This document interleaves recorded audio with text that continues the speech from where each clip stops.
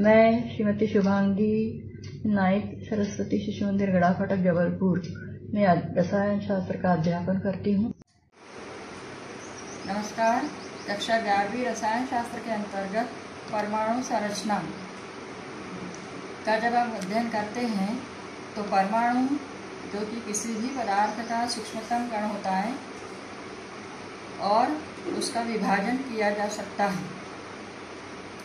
अविभाज्य कण नहीं है, परमाणु को विभाजित किया जा सकता है, जिसमें उसके 3 मौलिक कण इलेक्ट्रॉन, प्रोटॉन और न्यूट्रॉन होते हैं, जिसमें प्रोटॉन और न्यूट्रॉन परमाणु के केंद्र में पाए जाते हैं और इलेक्ट्रॉन केंद्र नाभिक के चारों ओर गति करते हैं। यह हमें ज्ञात है।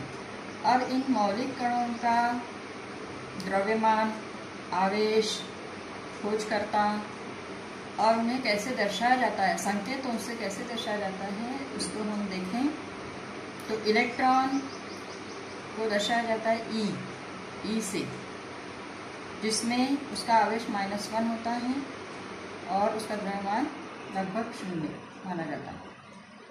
प्रोटॉन जिससे P से दर्शाया जाता है, जिसका आवेश धनात्मक होता है और उसका द्रव्यमान लगभग 1 माना जाता है। आगे हम देखेंगे ग्रामों में, किलोग्रामों में और एटॉमिक मास यूनिट में उनका द्रव्यमान कितना होता है। इसके पश्चात जो न्यूट्रॉन कण होता है, वह न्यूट्रॉन, उस पर कोई आवेश नहीं होता है, लेकिन उसका द्रव्यमान 1 माना जाता है। तो संकेत E-10 electron, P11 proton, N01 neutron से दर्शाया जाता है। इलेक्ट्रॉन की खोज J.J. थॉम्सन द्वारा की गई है। प्रोटॉन रदरफोर्ड के द्वारा इसको खोजा गया है और न्यूट्रॉन का कण जो है वह चैडविक के द्वारा इसकी खोज की गई। इसके पश्चात हम देखते हैं यह जो इलेक्ट्रॉन है, इस इलेक्ट्रॉन का द्रव्यमान कितना होता है। इलेक्ट्रॉन का द्रव्यमान बहुत कम, माइनस में 9.1 × 10⁻³ किलोग्राम अथवा 0.0011548 एटॉमिक मास यूनिट परमाणु द्रव्यमान इकाई होता है। और आवेश जो होता है इलेक्ट्रॉन पर ऋणावेश होता है। आवेश का मान कूलॉम में अथवा इलेक्ट्रोस्टैटिक यूनिट में इस प्रकार से इलेक्ट्रॉन का आवेश 1.6 × 10⁻19 कूलॉम अथवा 4.8 × 10⁻10 ESU इलेक्ट्रोस्टैटिक यूनिट कहलाता है। इसी प्रकार से प्रोटॉन का द्रव्यमान 1.6 × 10⁻27 किलोग्राम अथवा एटॉमिक मास यूनिट में 1 AMU, दशमलव आगे है, उसको 1 AMU हम कह सकते। और आवेश जो है प्रोटॉन पर कूलॉम में आवेश 1.6 × 10⁻19 कूलॉम अथवा 4.8 × 10⁻10 ESU होता है। इसके पश्चात न्यूट्रॉन का द्रव्यमान 1.6 × 10⁻27 एक जैसे ही होता है प्रोटॉन न्यूट्रॉन अथवा 1 AMU, और न्यूट्रॉन पर कोई आवेश नहीं होता है, 0 आवेश होता है। इस प्रकार से इन मौलिक कणों का अध्ययन हमने किया। द्रव्यमान, आवेश, खोजकर्ता एवं उनके संकेत कि परमाणु क्रमांक अथवा परमाणु संख्या, परमाणु क्रमांक अथवा परमाणु संख्या क्या होती है? प्रोटॉन अथवा इलेक्ट्रॉनों की संख्या। ध्यान देना है, नाभिक में पाए जाने वाले प्रोटॉन अथवा नाभिक के चारों ओर गति करने वाले इलेक्ट्रॉनों की संख्या को परमाणु क्रमांक अथवा परमाणु संख्या कहते हैं। प्रोटॉन अथवा इलेक्ट्रॉनों की संख्या, इस बात को ध्यान दें। तथा परमाणु द्रव्यमान क्या होता है? परमाणु द्रव्यमान या भार यह नाभिक में स्थित प्रोटॉन और न्यूट्रॉनों की संख्या का योग होता है। परमाणु द्रव्यमान प्रोटॉन और न्यूट्रॉन की संख्या का योग होता है। अब इन परिभाषाओं के आधार पर हम आगे अलग अलग स्पीशीज जो होती है उसका अध्ययन करेंगे। यहाँ ध्यान दें, जब भी कोई तत्व दर्शाया जाएगा ए, उसके नीचे की जो संख्या होगी वह होगी परमाणु क्रमांक, जो प्रोटॉन अथवा इलेक्ट्रॉनों की संख्या कहलाती है, तथा ऊपर की जो संख्या होगी वह परमाणु द्रव्यमान होगा, जो प्रोटॉन और न्यूट्रॉन की संख्या का योग होता है। इन बातों को ध्यान दें। अब हम समझेंगे समस्थानिक किसे कहते हैं। तो क्या होते हैं समस्थानिक? ऐसे तत्व जिनके परमाणु क्रमांक एक समान, परमाणु क्रमांक जो होगा वह एक समान होगा, किंतु उनका परमाणु द्रव्यमान जो है वह भिन्न भिन्न होगा, समस्थानिक कहलाएंगे। उदाहरण के लिए हाइड्रोजन 3 समस्थानिकों में पाया जाता है। Hydrogen 1, hydrogen 1, 2, hydrogen 1, 3। तो परमाणु क्रमांक तो तीनों का एक ही है, जिसके नाम भी भिन्न भिन्न हैं।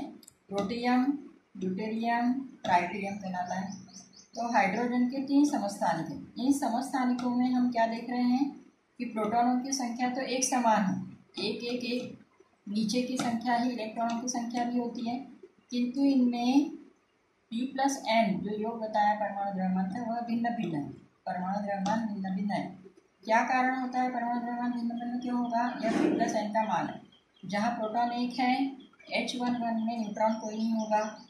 जहाँ प्रोटॉन 1 है लेकिन परमाणु द्रव्यमान 2 है, तो प्रोटॉन 1 है तो न्यूट्रॉन भी 1 होगा, धन 1 धन 2 हो जाएगा। इसी प्रकार से H1 3 में प्रोटॉन तो एक ही है, ऊपर प्रोटॉन एक ही है, लेकिन 3 का योग लाने के लिए न्यूट्रॉनों की संख्या कितनी हो जाएगी, कितनी करनी पड़ेगी? 2।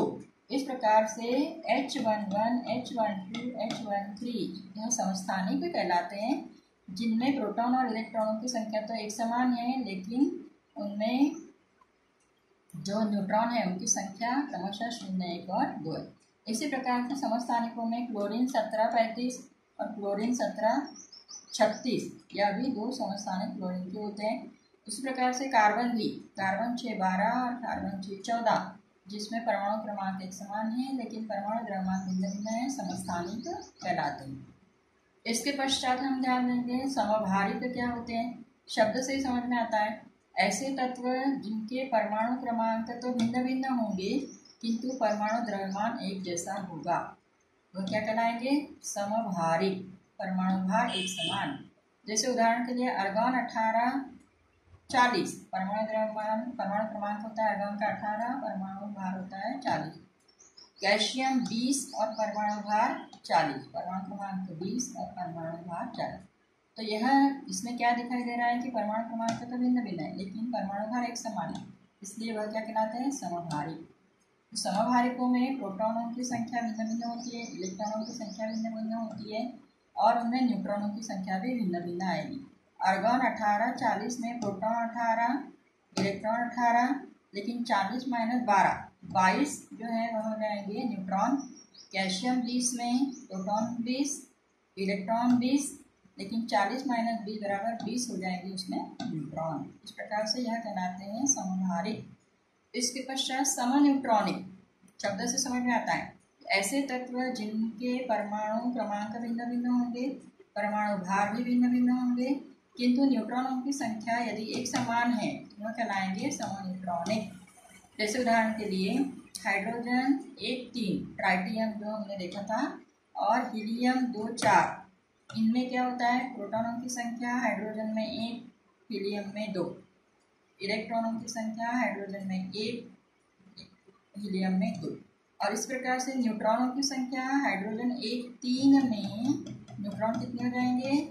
P+N का मान P1 है तो न्यूट्रॉन 2 हो जाएंगे। वैसे हीलियम में भी प्रोटॉन 2 है, 4 - 2 न्यूट्रॉन भी हो जाएंगे। इस प्रकार से यह कहलाते हैं समन्यूट्रॉनिक। समस्थानिक, समभारिक, समन्यूट्रॉनिक, इस प्रकार की स्पीशीज जो होती है। इसके अतिरिक्त और एक स्पीशीज है, तो अगली स्पीशीज जो है सम इलेक्ट्रॉनिक। जैसे कि शब्द से समझ में आ रहा है, ऐसे कोई आयन होंगे जिनमें इलेक्ट्रॉनों की संख्या एक समान होगी। तो सम इलेक्ट्रॉनिक किसे कहते हैं? ऐसे आयन जिनमें एक समान इलेक्ट्रॉन पाए जाते हैं वह सम इलेक्ट्रॉनिक कहलाते हैं। उदाहरण के लिए हमें पता है सोडियम के परमाणु क्रमांक 11 होता है, इलेक्ट्रॉनिक विन्यास 2 8 1 होता है। तो वह एक इलेक्ट्रॉन को त्यागेगा ताकि वह अपना बाहर का कोश 8 इलेक्ट्रॉन वाला बना लेगा। तो सोडियम 11 एक इलेक्ट्रॉन को त्यागता है, एक धनावेशित आयन बनाता है जिसमें इलेक्ट्रॉनों की संख्या 10 हो जाती है। मैग्नीशियम 12 अपने अतिरिक्त 2 इलेक्ट्रॉनों को त्याग कर Mg2+ आयन बनाता है जिसमें इलेक्ट्रॉनों की संख्या 10 हो जाती है। एल्यूमिनियम 13 अपने अतिरिक्त 3 इलेक्ट्रॉनों को त्याग कर एल्यूमिनियम 3 धनावेशित आयन बनाता है जिसमें इलेक्ट्रॉनों की संख्या भी 10 हो जाती है। उसी प्रकार से नाइट्रोजन 7 2 5 जो इलेक्ट्रॉनिक विन्यास है, तो बाहर के कोश में 8 इलेक्ट्रॉन करने के लिए 5 में वह 3 मिलाएगा, तब वह नाइट्राइड N के ऊपर 3 माइनस आयन बनाता है जिसमें 10 इलेक्ट्रॉन हो जाते हैं। ऑक्सीजन 8 परमाणु क्रमांक होता है, 2 6 में 2 इलेक्ट्रॉन मिलाते हैं बाहरी कोश में तो ऑक्साइड आयन बना लेता है जिसमें 10 इलेक्ट्रॉन हो जाते हैं। इसके पश्चात फ्लोरीन 9 2 7 इलेक्ट्रॉनिक विन्यास होता है जिसमें 9 इलेक्ट्रॉन है, तो बाहरी कोश के 7 में 1 मिला देता है तो 2 8 हो जाता है, कुल 10 इलेक्ट्रॉन। तो फ्लोराइड आयन में 10 इलेक्ट्रॉन हो जाते हैं।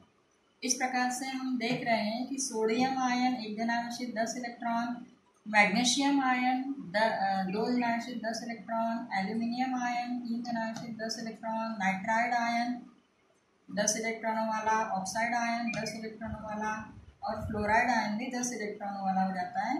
इस प्रकार से यह सभी आयन जो बने हैं इनमें इलेक्ट्रॉनों की संख्या 10 होने के कारण इन्हें सम इलेक्ट्रॉनिक कहते हैं, सम इलेक्ट्रॉनिक आयन या सम इलेक्ट्रॉनिक स्पीशीज कहते हैं।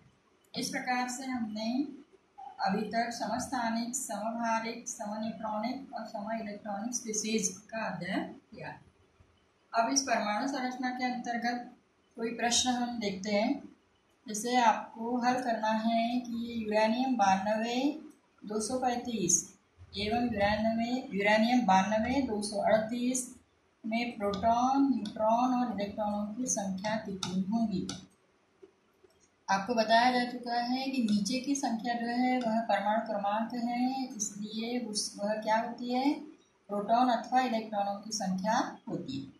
तो प्रोटॉन और इलेक्ट्रॉनों की संख्या दोनों में 92 है। अब 235 में से 92 आप घटाएंगे तो आपको न्यूट्रॉनों की संख्या प्राप्त होगी, क्योंकि 235 जो है वो प्रोटॉन और न्यूट्रॉनों का योग है, या 238 जो भी है वह भी प्रोटॉन न्यूट्रॉन का योग है।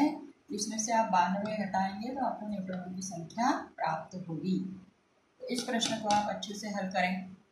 इसके पश्चात आपको यह पूछा है कि पोटेशियम आयन 1 धनावेश, कैल्शियम 2 धनावेश एवं P phosphorus 3 minus phosphide ion में कितने इलेक्ट्रॉनिक विन्यास को लिखना है।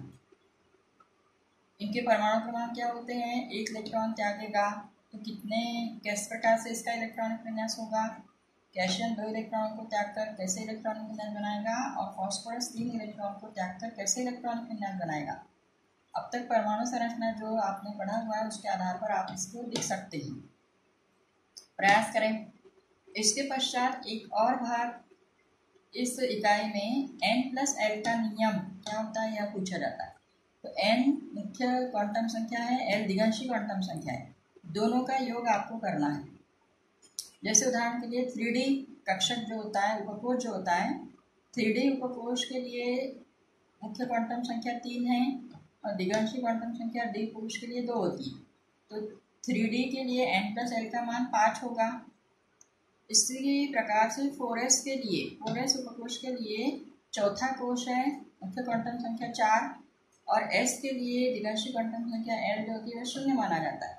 तो 4s के लिए n+l का मान 4 होगा। अब यह n+l का नियम क्या है, तो वह ये कहता है कि जिस उपकोष के लिए n+l का मान कम होता है उसमें इलेक्ट्रॉन पहले भरे जाते हैं। आप देख रहे हैं कि 4s के लिए वह 4 आता है, 3D के लिए 5 आता है, तो पहले इलेक्ट्रॉन 4s उपकोष में भरे जाते हैं, उसके पश्चात 3d उपकोष में भरे जाते हैं। इस तरह से परमाणु संरचना के अंतर्गत इन सभी महत्वपूर्ण संकल्पनाओं का अध्ययन हमने किया है। धन्यवाद।